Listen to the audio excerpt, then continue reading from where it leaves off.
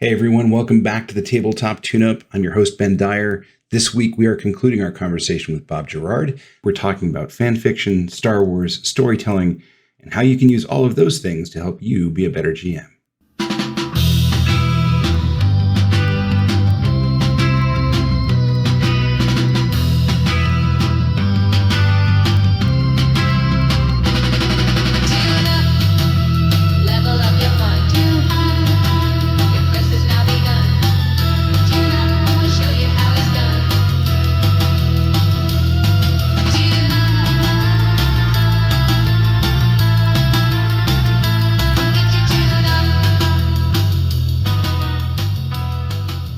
I just remember in high school, this is like in 1990, maybe 89, my best friends were, some of my best friends were into fan fiction. They would write Star Trek stories. Yeah. This was on like these Usenet groups. Like it wasn't even like, maybe it was AOL use groups or something like that. I don't remember. Yeah. But they would swap these like fan fiction stories about, and I was like, what is this? Like, I remember thinking like, this is crazy, but it was super fun. And they were all enjoying it. And they were kids learning how to write. What a great experience. Well, I had a fan fiction project that I worked on for a while, as Star Wars Galaxy's Edge was fixing to open up at Disneyland and Disney World. And, and I'm also a big theme park fan and a big Disney fan. And which I know you love going to Disneyland and Disney World, Mark. Oh, no, God. Yeah. I love it. I love it like a sunbird. Exactly. But I started thinking because, they were talking about how it's going to be very immersive. You're going to live your Star Wars adventure. And, the cast members they're not going to know what Tomorrowland is. They're only going to know that they live on the planet Batuu. And then I started thinking about, well, how is this actually going to work? Like, for example, I knew that they were going to sell Coke products in Galaxy's Edge. And I was like, how is it that you've got Coke from Earth in Galaxy's Edge? So I wrote a little fan fiction story. I created this newspaper called the Batuu Recce. And so it was just like a report about Das and Ani, two Rhodian characters who are importing these exotic drinks. And, it was Das, D-A-S, and Ani, like Dasani water. And the reason I picked that was because, God, I'm really nerding out on you guys here. So bear with me. We're here for it, man. Is they have the bottles when you go and you buy your Coke products or your Dasani water at Galaxy's Edge, the bottles actually have the Aurebesh, the Star Wars writing on it. Okay. So now if you picture in your mind the Dasani, the regular Dasani logo, you know how the S is like really big in the middle of it?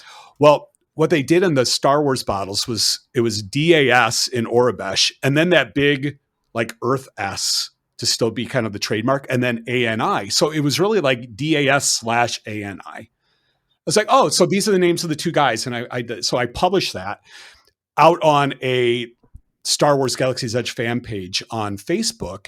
And I got some attention from it. People started following it. So I started writing just about once a week. I would write an article from the Batuu Recce. And it was some sort of an explanation of how like this fantasy world and this real world were working together. And I lost my mojo on it with the lockdown, with COVID, when everything was shut down. And so I kind of lost my mojo on it. And then it was like really hard to pick it up again. Well, here's the funny thing, you guys, is I've just discovered that people have been discovering it. Like I haven't written anything in 2 or 3 years, but all of a sudden I've got like over 500 followers. Oh, wow. For my little Batuu Recce page. And so I'm like, I think I need to pick it up again. Yeah. You need to point them to your podcast. I do. And I think I'm going to start doing the Batuu Recce again. That's fun. And have that go back and forth. So what did I like about this story though, is you're taking all kinds of like found objects and you're building story into them. And I think there's such a great lesson for us in that. I'm curious, when you think about what it is that you like capturing about Star Wars in a game, and I don't think they all have to be Star Wars games, but I think that sensibility that we see in Star Wars, you can see it in Star Wars certainly, but then of course in other kinds of adventures and stories and games. Like, what kinds of things do you think are kind of hallmarks, that you would bring into an RPG? That's a really interesting story because, Ben, I think I would have answered that a little bit differently had you asked me 2 months ago before season 2 of Andor came out. Yeah. Which was a very, very different take on Star Wars, and yet still, to me, felt 100% like Star Wars. It was Star Wars for grown-ups, essentially. Right. And we're going to have to disclaimer here. Mark has not seen either season of Andor, so I don't think we have to worry about spoilers, but like, I do think this is a to be discovered. Yeah, Andor is on my list of shows to watch only because I've heard how good it is. Yeah. And I will put aside my love-hate with Star Wars and just try to embrace Andor. Yeah, I honestly think you'll like it a lot. I think you'll really, really be impressed by it. I realized, I've got a little bit of recency bias and I've got a little bit of Star Wars bias, but I have never been as emotionally invested in a story in my entire life as I was in the last 6 episodes of Andor. Thanks, Bob. I've been running the game for you for how long? I'm sorry, dude.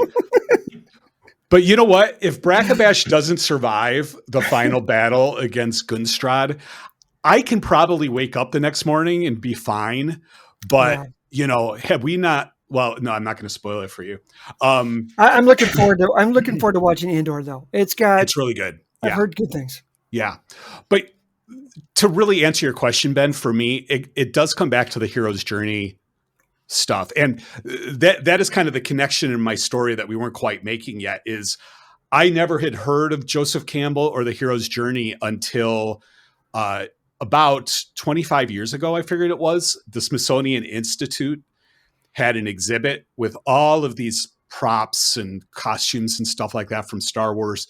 And we went, my 2 Star Wars friends and I, and we bundled my nephew, who I think was 10 or 11 at the time, into a van. And we drove from Chicago to Washington, D.C.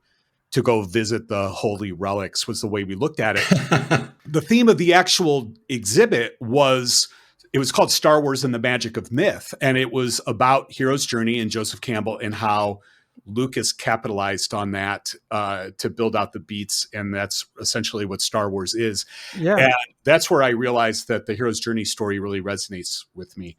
So, I say that that's true of all stories that for me, I need the hero's journey for it to really resonate, but especially with Star Wars. When I'm playing a Star Wars game, whether it's a TTRPG or whether it's a video game or, whether we're on the Galactic Star Cruiser, I want to see those hero's journey beats and feel like I've really overcome some conflict to accomplish something that has some stakes.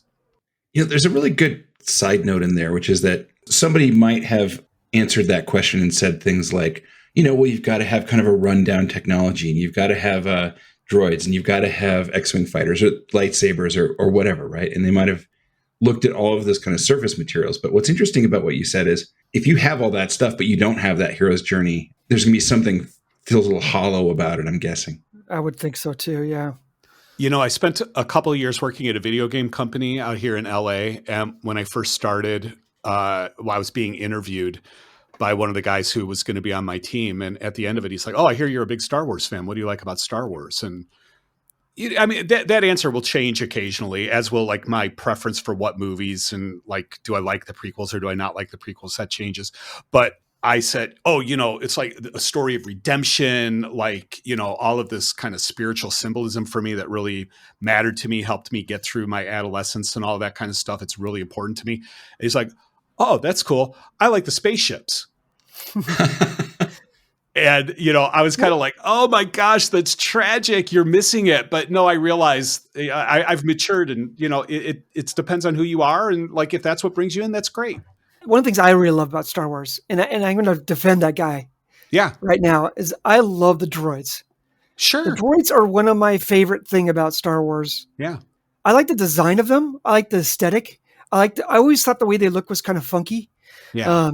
The one time I ever got to play a Star Wars game, I played a droid. And it was a lot of fun. I played this droid that was C-3PO was the translator droid. Protocol droid. Well, my droid was a translator droid, but he was a translator for one of the Jabbas, like the Hutts, you know. Okay. So he was used to dealing with bad guys, and so like his programming was all about like being basically a bad guy. Yeah. It was a lot of fun, but so I get what that guy's saying, and it's a very aesthetic thing that I viscerally see a droid, and I get kind of excited. Like I'm like, oh, that's Star Wars to me. And I do love that aspect of it. I love the rundown universe aspect of it, and Ben, I think that's ultimately one of the reasons that the Galactic Star Cruiser failed was because it was so clean and pristine. And I think it's true. A lot more people, dust on it. Yeah, they would want a Star Wars that felt a little bit more like the Millennium Falcon. So I got a question for you, kind of like talking a little bit about these things that we aesthetically like about Star Wars and what makes us think about Star Wars. I think about the current crop of Star Wars films I really don't care much for. Some people like them. I'm talking about Awaken, Rise, and those 3 films that came out. Force Awakens, Last Jedi, Rise of Skywalker. What does that current crop kind of inform us as GMs about the danger of the source material? How much of it should we even be touching? Like we're talking about Luke, Han, and all that kind of stuff. I feel like those movies could have just been better if they just didn't touch it and they did something new. Yeah. And how does that inform, like when you're running a Star Wars game, what are your thoughts on that?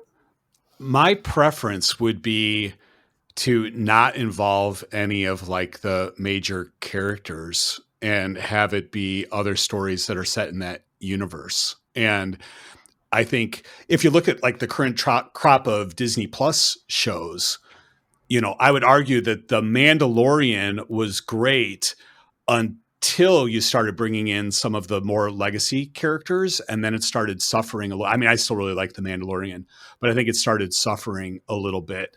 You've got to be very, very careful with using those legacy characters. Tough to do it. Yeah, because people talk about member berries, right? Like a lot of what the fan service, and I typically hate that term, fan service. I just think it's just a way for Star Wars fans to hate what they love in some ways. But, I get what they're saying. And when you're just throwing something in there for people to go like, oh, that's really cool, you're like, oh, that's not really gonna further the plot. There's a scene in Rogue One, right, where they're walking through Jeddah and they bump into the 2 aliens that hassle Luke in the bar, like a couple of days later on Tatooine. And that's just like, okay, cute, ha, ha, ha, ha, right? It doesn't really do anything. I think the lesson that I learned as a storyteller or as a GM from the Star Wars sequels is it's important to have a plan. You can have, you can let things go in different directions. You can let stories unfold organically, but you have to have a master plan that you're operating from. And that's where those movies suffered is the decision to just say, we're going to have 3 different auteurs tell their own versions. And then when people didn't like the second one, say, oh, let's go back to the first guy who made us a lot of money. Yeah. And also I would advise people to, let's not forget that these are fantasy movies. Like they're dressed up as sci-fi, but they're fantasy. They are. So like, they're that high fantasy, and it's really high fantasy. Bob, that's some good stuff.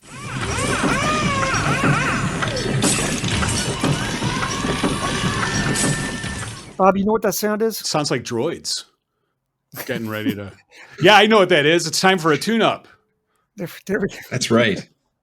As we always love to do, we like to conclude our podcast with a tune-up segment. When we have guests on, we like to ask our guests things about how to tune us up. We've been hearing advice all along the way, of course, but I think we're in a very interesting, this is a well-timed podcast, Bob, because I think this is we're going to ask you a question that I think is going to be a softball for you. I think you've got good answers here, but I think Mark and I are both actually at this point winding down some games. These are games that we've been running too, Bob. Like we've been running these. Feel the burn, We're feeling a bit of that burn. Well, and I'm playing one of them, and then one of the ones that Ben is running, the pulp story, for some reason I get notified on Discord when you guys are playing. And so I see all of your Discord texts going on, and sometimes I can't help but jump in. So I'm pretty aware of what's going on. Yeah. So these are games that are wrapping up. And I think as GMs, we're finding our creative reserves are a little low. So the question for you is, when you need to recharge your creative spark, get refreshed, reinvigorated, re-inspired, what do you do to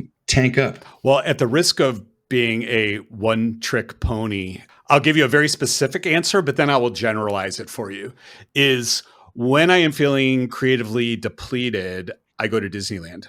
I grab my iPad and my backpack, and I go to Disneyland and I set up shop somewhere, and I will spend the day working there. So I need to find my own Disneyland. You need to find. That's how I generalize this, because this is what I'm doing when I try to go to Disneyland. Is I find that almost every time I go to Disneyland, I am able to see something new and amazing that I really have never noticed before. And one thing that I do as a discipline is whenever I see something that has any kind of emotional reaction with me, even if it's just like, oh, wow, that's really cool, I take a second and I think, what is it that I can take from what I just saw and incorporate it somewhere else? And often that comes through in my day job with creating learning experiences and thinking about learning innovations and the type of stuff that Ben and I do. Well, Ben actually asked me this question the other day. Like, they've got this thing going on at Disneyland right now where you can buy the key to Disneyland. And I don't have it with me, or I would show you. And Mark would laugh at me so much because it looks like a toy that is designed for a preschooler. It's plastic and blue and white and like this big key. It's a big cartoon key, right? A big cartoon key. And it's electronic. And what you have to do is you go from station to station. You have to find in each land of Disneyland where the station is. And then that station has a keyhole in it. And you put the key in and you lock that keyhole. And when you've done all 9 lands in Disneyland, you can do the final one and you unlock it, and lights, magic, bubbles, balloons, and a little door opens up and there's a pin, like a collectible pin that is your reward for unlocking the magic to Disneyland. So I go through and I do an experience like that. I'm like, okay, this is cheesy, but it's really fun. What is interesting about this? What is compelling? That idea of I have to go step by step and find different, these different stations. Sometimes they're really easy to find. Sometimes they're hard. Sometimes I need to ask somebody for help. Sometimes I don't. I start thinking about, well, how could I take this and apply it to a learning experience? How could I make this like a knowledge quest where on the next chapter of the journey, we make it pretty easy for somebody so they feel like, oh, okay, I can do this really good and I'm making good progress. And then we can throw them a really stiff challenge on the next one. But they know because they've been able to succeed in the past one that they will be able to solve the next one. Like, these are the type of things that I do in the way that I think. So the big generalization I have is just go and explore something new, go to some new environment, look at things, pay attention to what makes any kind of emotional resonance in you, and then think, what can you learn from that you might be able to apply to recharge your tank with? That's fantastic. Just off the top of my head, I mean, that's making me think of so many different fun things you could do. Your whole key journey, I feel like you could easily translate into the key of the Archmagus in like a D&D game, and you've got to go to all these different mage citadels and unlock, right? Yeah, for sure. And face all kinds of and all the kids running around screaming are like goblins that you have. Yeah. You have to defeat. Yeah. God, I'm horrible. I'm sorry. But that would actually be a funny aspect of it, right? Is like, what if the party has the key of the Magus that they have to do, like, just like you said, Ben, but they get to that first place to unlock it and they realize that there's 50 other parties at the same time who are going through the same quest and they all have their own quest. And it's just a battle of who's going to get there first. Right. So yeah, that's fantastic. You could just start riffing on things like that, and that's how I recharge. And I also like this other idea of like, it doesn't have to be a Disneyland thing. That could be a little prohibitive for some folks, but like things that are occurring to me: go to an escape room, get a puzzle box, buy a new board game that's got some great design in it. There's so many different things you could do just to kind of touch base with new experiences. I think that's my kind of takeaway here. Go see a movie. Yeah. One thing that I've been doing a lot that I've always enjoyed, but now I'm really passionate about is pinball. I joined a pinball league, and so I'm playing a lot more pinball than I ever did before.